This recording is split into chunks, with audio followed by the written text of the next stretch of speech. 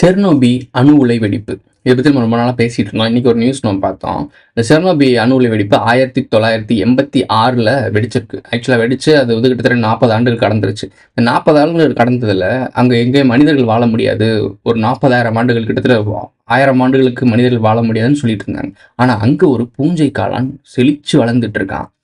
எப்படி ப்ரோ, அது எப்படி ப்ரோ, அணுக்கதிர்வீச்சு மூலியமா எந்த ஒரு உயிரும் வளர முடியாதுன்னு சொல்றீங்க, அது எப்படி வளருது அப்படின்றத மண்டையை பிச்சுட்டு இருக்க சயின்டிஸ்ட் அந்த நியூஸை பற்றி கொஞ்சம் தெளிவாக பார்க்கலாம். அங்கே வீடியோ இருக்கும் இடத்தை விட்டு இல்லாத இடம் தேடி எங்கெங்கோ அலைகின்றார் ஞான தங்கமே. குறிப்பு, அந்த பூஞ்சை கருப்பு கலர்ல இருக்கு. பூஞ்சைனாலே பச்சை கலர்லாம் போய் இருக்கும். இதெல்லாம் பூஞ்சைனா வந்து ஒன்று ஒயிட் கலர்ல இருக்கும், இல்லை பச்சை கலர்ல இருக்கும். இதெல்லாம் கருப்பு கலர்ல இருக்கு அப்படின்னு சொல்றாங்க. அந்த நிறத்துக்காக மெலனின்னு சொல்றாங்க. நம்ம உடம்புல கூட இந்தியாவில் இருக்கவங்கலாம் டஸ்கி ஸ்கின்ல இருப்பாங்க, கருப்பு கலர்ல இருப்பாங்க. கருப்பு கலர் ஸ்கின்னு ஆரோக்கியம், அதை அழகுக்காக பார்த்து நீங்கள் ஸ்கின் க்ரீம்லாம் போட்டு ஒயிட்டாக ட்ரை பண்ணாதீங்க. அது ஒரு முட்டாள்தனம். வெள்ளைக்காரனே வந்து இங்கே வந்து மகாபலிபுரத்தில் க்ரீமை போட்டு படுத்து கருப்பாக இருக்க வெயிட் பண்ணிட்டு இருக்கான். ஏன்னா மெலனின் குறைபாடு, உடம்புல மெலனின்றது ரொம்ப முக்கியம். ஸோ அந்த மெலனின் வந்து ரொம்ப காட்டுறதுக்காக ஒரு ஸ்பெசிஃபிக்காக அந்த பூஞ்சை காளான் பிளாக் கலரில் இருக்குது. அந்த மெலனின் தான் இந்த கதிரியக்க சக்தியிலேருந்து ஆற்றல் எடுக்குது.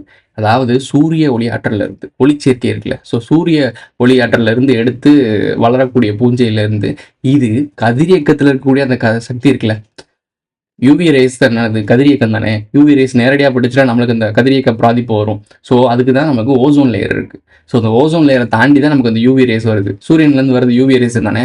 அந்த யூவி ரேஸ் தான் கதிரியக்கமாக இங்கே இருக்குது. அதை ஆல்டர்னேட்டாக அணுக்கதிர், அதாவது செயற்கையாக உருவாக்கப்பட்ட அணுக்கதிர்லேருந்து அது எடுத்துக்குது. அது தகவமிச்சுக்குது தன்னை சஸ்டெயின் ஆகிறதுக்கு. இதுலேருந்து நமக்கு என்ன புரியுது அப்படின்னா, பூமியை நம்ம என்னதான் அழிச்சு நம்ம அழிஞ்சு போனாலும் பூமி தன்னைத்தானே தகவமிச்சுக்கும், திருப்பி தன்னைத்தானே உருவாக்கிக்கும். ஸோ அந்த பொட்டன்ஷியல் இந்த பூமியில் இருக்குது. ஸோ நம்மளை மீறிய ஒரு இன்டெலிஜென்ஸ் இங்கே இருக்குது இயற்கையில். யோசிச்சு பார்த்தீங்கன்னா, பூ கரெக்டாக பூக்குது, அதுக்கு ஒரு கோல்டன் ரேஷியோன்னு நம்ம பேர் வச்சுருக்கோம். பிரபஞ்சத்தில் இந்த சுழல் இருக்குல்ல, ஒட்டுமொத்த பால் விளையாண்டமும் சுழல்றதும் இந்த கோல்டன் ரேஸுக்கும் ஒன்றா இருக்குது. பிரபஞ்சத்துக்கும் இங்கே இருக்க சாதாரண பூக்கும் எப்படா கனெக்ஷன்? இந்த சயின்ஸ் நமக்கு தெரியுமா? நம்ம மண்டையில் இருக்க மூளையில் இருக்க நரம்புகள்லாம் எப்படி செயல்படுதுன்னு நமக்கு தெரியாது. நம்ம எப்படி பிரபஞ்சத்தை தெரிஞ்சுக்கிறது? ஸோ அப்போ நாம் அறிவாளி கிடையாது. நம்மளை படைச்சவன் இப்போ எவ்வளோ அறிவாளியாக இருப்பான்னு யோசிச்சு. அப்போ நமக்கு இருந்து போன முன்னோர்கள் எவ்வளோ பெரிய அறிவாளின்னு யோசிச்சு பாருங்க. அவங்க பரிணாமம் மீடேறிட்டாங்க. அதை பற்றி அடுத்தடுத்து பேசலாம். மூத்தொலையிலே எவ்வளோ அவங்க பற்றி பேசுவோம். அவங்கள விட்டுவிட்டு நாம் இங்கே கண்ட கருமத்தையும் கும்பிட்டுக்கிட்டு கன்றாவியான சயின்ஸுன்னு நம்பிக்கிட்டு இவங்க எல்லாம் நோபல் பரிசை கொடுத்துக்கிட்டு இவங்களுக்கு நோபல் பரிசை கொடுத்துக்கிட்டு நம்மளப்பெல்லாம் நம்ப வச்சுட்டு கடைசி வரைக்கும் நாமெல்லாம் இதுக்கப்புறம் தான் ஒன்றா கண்டுபிடிக்க போகிறோம் அப்படின்னு நம்ப வச்சுருக்காங்க. இதுக்கப்புறம் இந்த டெக்னாலஜி வரும், அதுக்கப்புறம் அந்த எல்லாம் இங்கே இருக்குது. இங்கே இருக்கிறத தூர்வாரி அதை ரீசர்ச் பண்ணுறாங்க. அதாவது ஏற்கனவே இருக்க ஒரு பொருளை ரீசர்ச் பண்ணி அதை கண்டுபிடிச்சேன்னு பேர் கொடுக்குறாங்க. எவனோ பெற்ற பிள்ளைக்கு இவங்க பேர் போட்டுட்ருக்காங்க, வேறு ஒன்றும் கிடையாது. புரியும்னு நினைக்கிறேன்.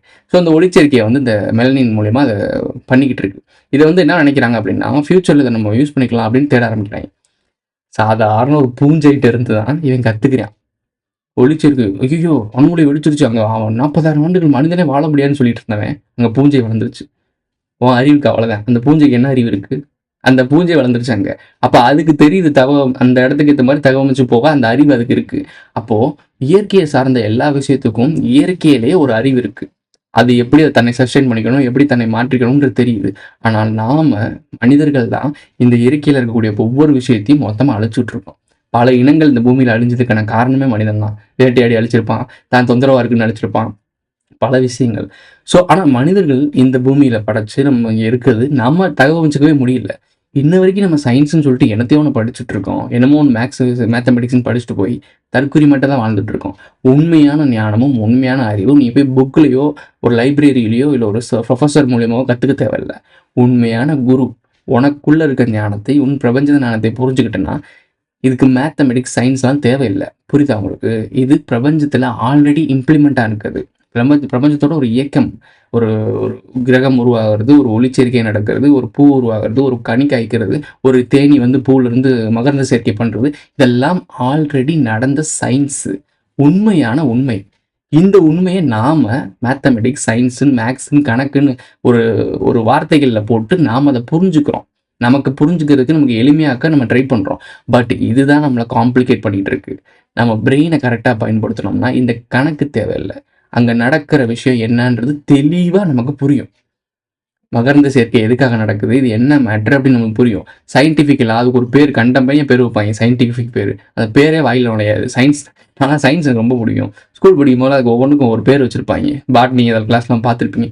ஒரு பேர் வச்சுருப்பாங்க. இந்த பேரே நமக்கு வாயில் வராது, சொல்லக்கூட தெரியாது. ஸோ அந்த மாதிரி ஒரு வாயிலே நுழையாத பேரை வச்சு வாயிலே பார்த்தாலே மலைப்பாக இருக்க மாதிரி மேக்ஸை போட்டு நம்மளை குழப்பிட்டு இருக்காங்க.